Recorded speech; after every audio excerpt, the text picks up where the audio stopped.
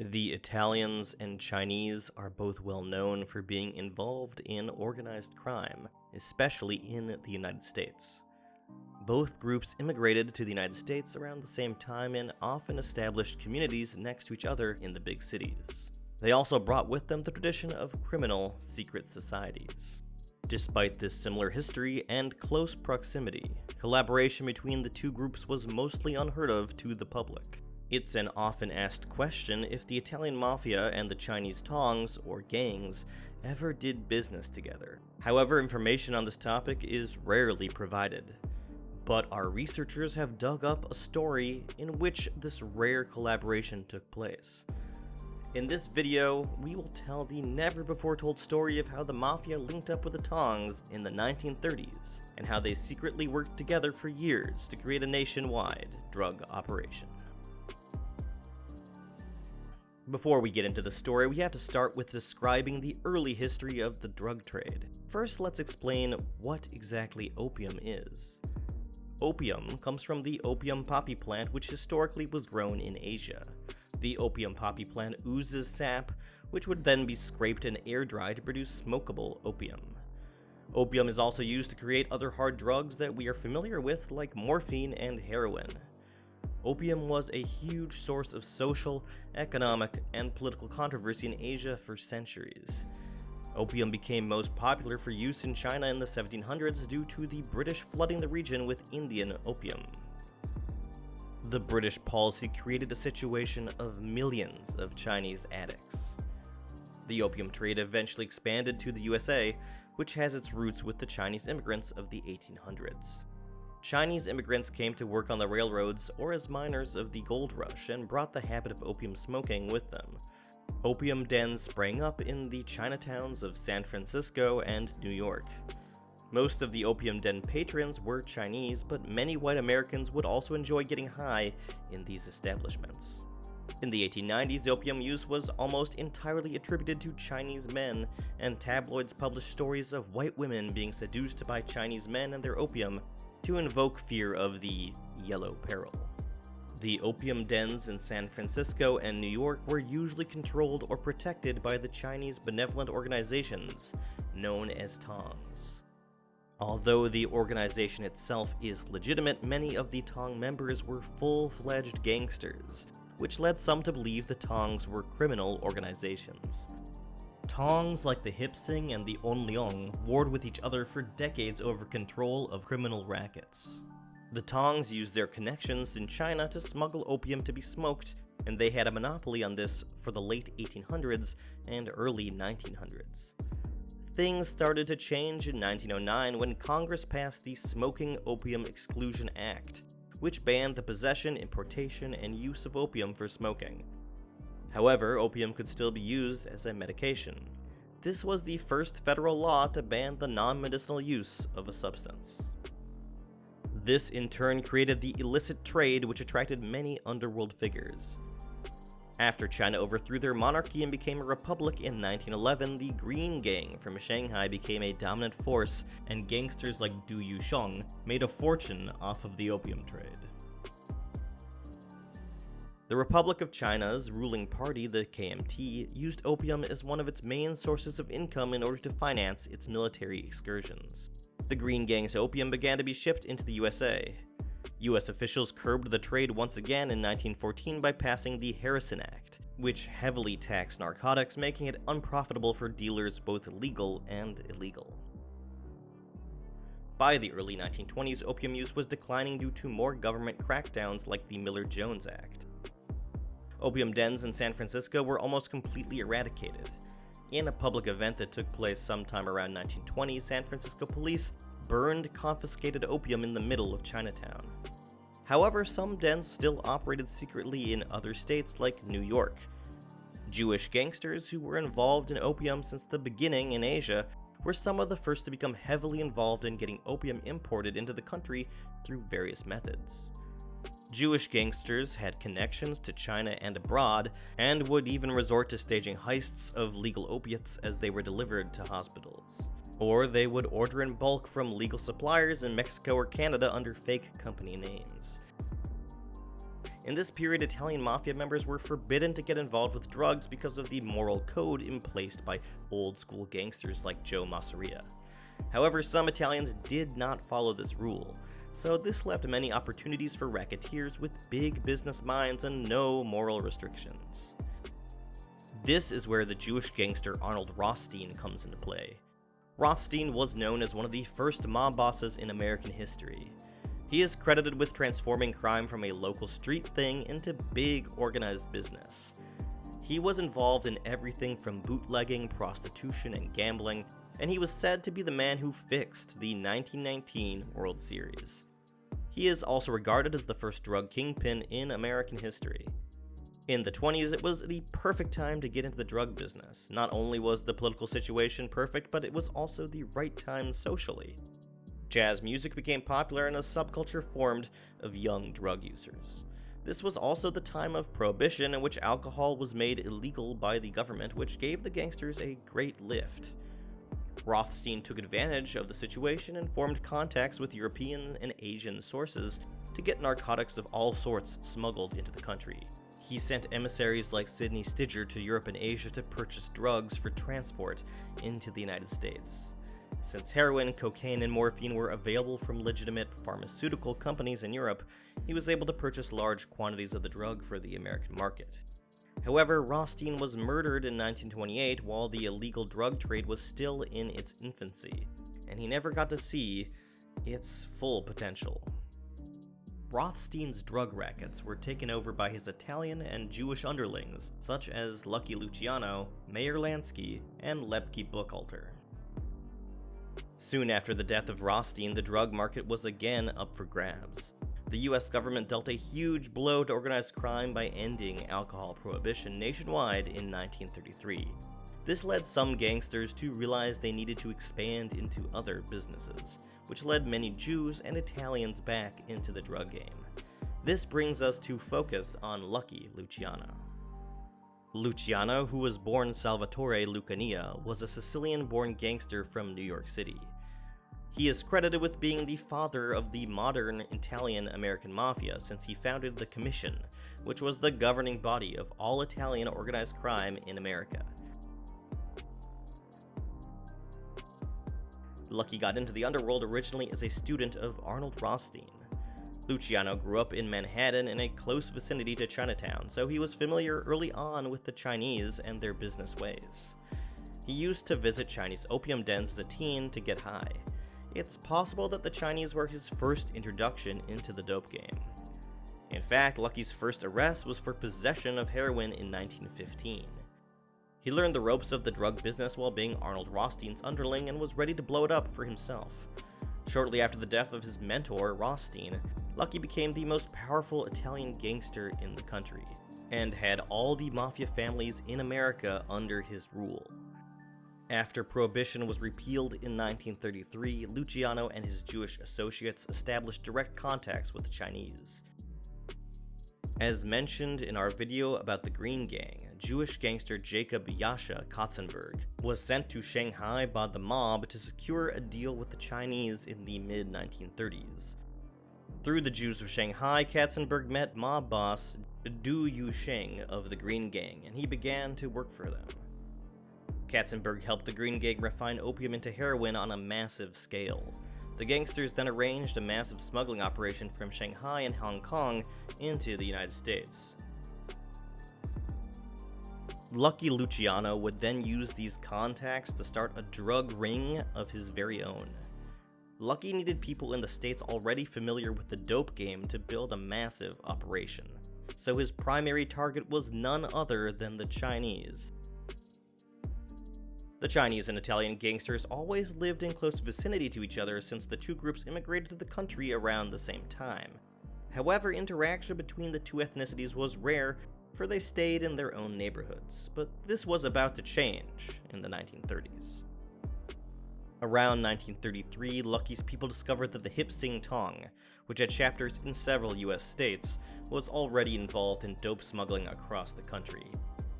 This Tong was mainly based in New York's Chinatown, and was at constant war with their rival Tong from the same neighborhood, the Onlyong.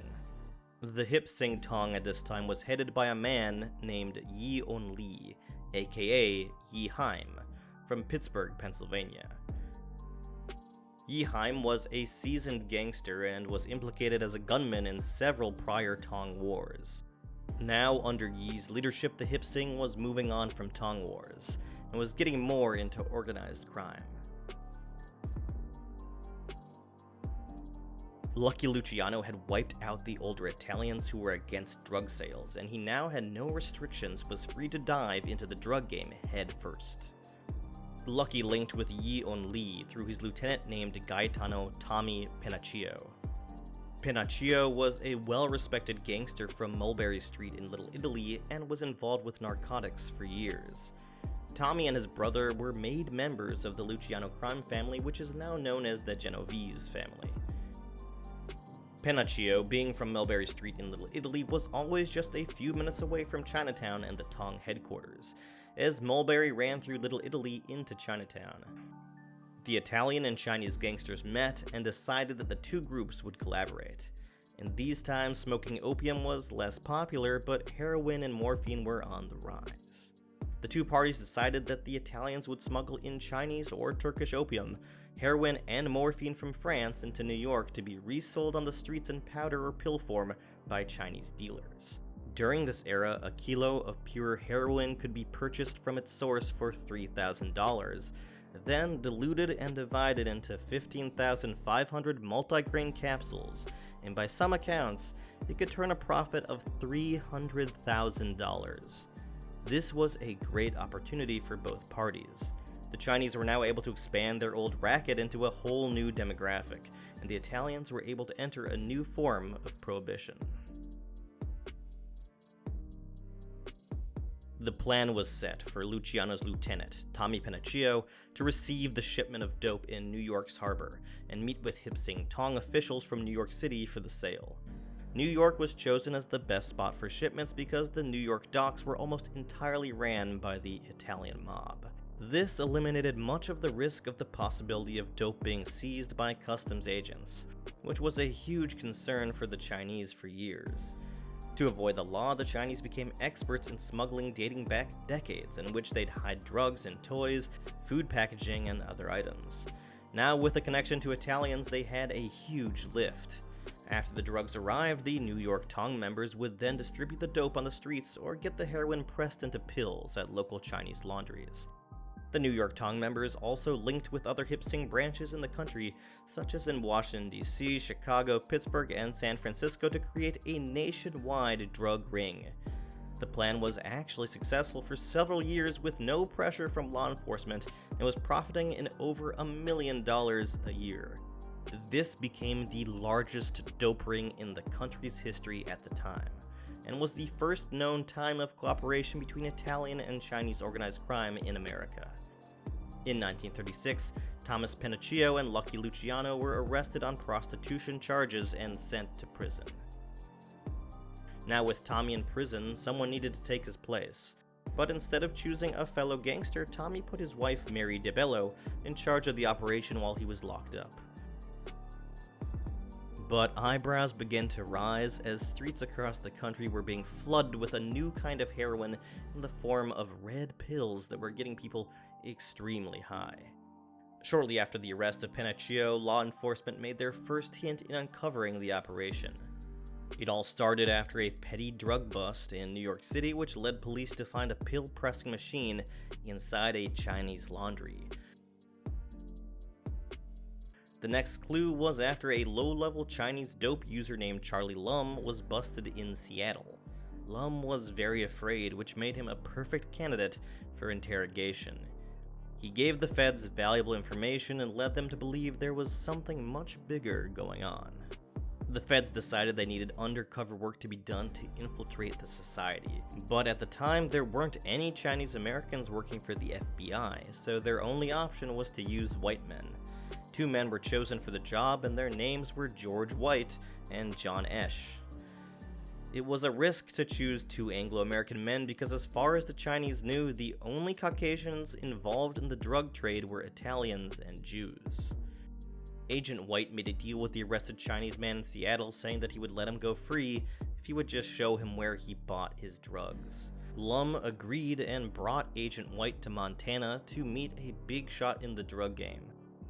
White's plan was to pose as a dope dealer from San Francisco to earn the trust of the drug lord. Lum introduced the FBI agent to one of the main dealers in the West Coast, an old Chinese man named Chin Ju Hip. Chin was described as someone out of a movie. He used a cane, had a long white mustache, and wore traditional Chinese clothing. He owned legitimate businesses with his son and was the most well-respected man in the Chinese community of Butte, Montana. But many in town weren't aware of his dark side.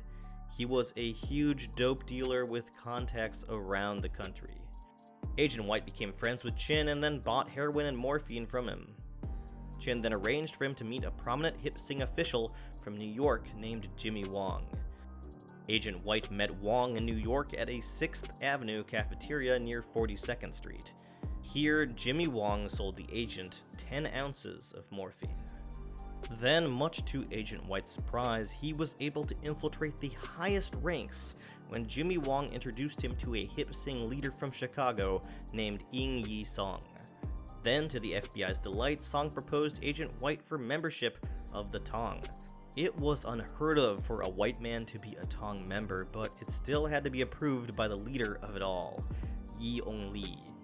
Yi Ong Lee, aka Yi Haim, was the national hip sing president and the most powerful man within the organization. White was introduced to Yi, and the two became close friends. After months of hanging out casually and playing mahjong together, Yi decided the agent was someone he could trust, and he had Agent White introduced as an honorary Hip Sing Tong member. This was the first time a white man became inducted as a member of any Tong in the United States. White described the initiation ceremony as being blindfolded with incense burning in a room surrounded by 60 hip sing members. Then he vowed to steal, maim, or kill if ordered by superiors, and swore that he would burn if he ever revealed the Tong's secrets to outsiders. Agent White became familiar with Chinese customs. He learned the genius of the Tong in that they were not officially a criminal organization.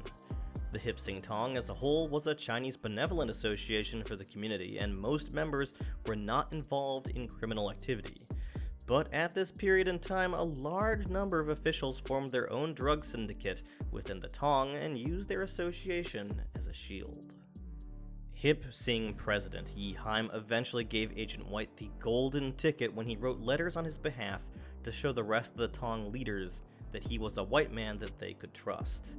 The Tong leaders were very clever and never explicitly talked about their illegal activities with White, but instead they talked in code. So Agent White's only hope to build a case would be if he actually purchased opium from all of the hip sing hierarchy. Now with these letters, Agent White was able to meet every figure involved in the dope ring in the country, such as Chicago, San Francisco, Pittsburgh, New York, and Cleveland.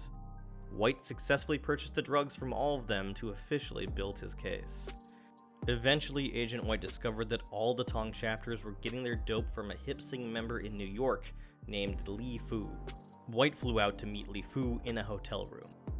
Li also brought his main supplier with him. The agent was shocked to discover that the supplier was not only a non-Chinese, but also a female. It was an Italian-American woman named Mary DeBello. DeBello slipped Agent White a note that had her name and an address to meet. Agent White and Mrs. DeBello grabbed dinner together the following day. She started bragging about her mafia family and how her husband is one of the top drug dealers in the country for Lucky Luciano. She also told the agent how the Italians and Chinese formed an alliance to smuggle narcotics. After the dinner, Agent White ran a background check on Mary DeBello, and he quickly realized she was the wife of imprisoned gangster Thomas "Tommy the Bull" Pinocchio. They found out that Mary was acting on behalf of her husband and overseeing drug smuggling from France into the United States. Then, through further investigation, Agent White was introduced to a powerful hip sing named Wong Wai. Wong Wai revealed that his cousin was a smuggler in Hong Kong who worked to get the drugs brought to France. This is when the feds realized this was an international operation with an endless web of networks. Agents eventually met with other players in this operation across the country to buy dope from in order to complete their case. Eventually, some rumors were spreading around in New York's Chinatown that the agents were rats because of their suspicious questions and purchases. Agent White was even pressed by Hip Sing members in New York, but he kept his calm and talked his way out of the situation. Knowing his life was in danger and that time was running out, the feds decided enough evidence had been gathered. After almost 2 years of investigation and over 10,000 of the feds' money being spent on purchasing drugs, they decided that they should act and close the operation. The feds made their move in the November of 1937 and conducted several raids across the country. The raids on Hip Sing headquarters and dope houses led to the arrest of over 30 individuals. Prominent Tong leaders were caught in the raids like Yi Song and Jimmy Wong. The leader of it all, Yi On-lee, was arrested in the Hip Sing offices in Pittsburgh, Pennsylvania. Also, several Italian Americans and Mafia members were arrested, including Mary DeBello and her brother-in-law, Vito. Various cases went to trial in late 1937, which led to over 17 convictions. The prison sentences ranged from a few months all the way up to 20 years. Jimmy Wong received a 5-year sentence. Wong Wai received 3.5 years, and Mary DeBello received 3 years. Hip Sing President Yi Haim's case went to trial as he was being charged with a conspiracy to run a nationwide syndicate and for selling and possessing narcotics. Agent George White presented recordings of a phone call between him and Haim's wife, where they were talking about the purchasing of heroin. Haim defended himself by insisting that he never mentioned drugs by name on phone calls or in letters, and yet he was still sentenced to 18 months in prison in the February of 1939. The light sentence on Yi can be attributed to the laws of the time, which was before the RICO Act was established, which made bosses guilty of all the crimes of their underlings. After the sentencing of Yi, it was official. The largest dope ring had been destroyed. After Yi's prison sentence, he retired from the Tong life and lived a simple life in the Chinese community of Pittsburgh and was part of many charitable organizations. He died in 1963 at the age of 74 and was survived by his 2 children. Lucky Luciano was never formally tied to the Hip Sing Tong drug case, but law enforcement knew he was involved. Agent George White apparently visited Lucky in prison to interview him in 1938, but Lucky was unhelpful to the agent. After Lucky was released from prison, he became one of the #1 drug dealers in the world throughout the 1950s and 60s. Then, the Italian mob as a whole became the main traffickers of narcotics in America well into the 1980s. The Tongs in America stayed involved in drug smuggling for decades, and Hip Sing officials were indicted again in 1959 for narcotics smuggling under President George W. Yi. They stayed involved in the drug trade well into the 1990s when they started using street gangs like the Ghost Shadows and Flying Dragons to do their dirty work for them. There are many other stories involving the partnership between Chinese and Italian organized crime, and these rare instances will be further covered on our channel. This is all for this story, and thank you for watching this video. Stay tuned for what we cover next.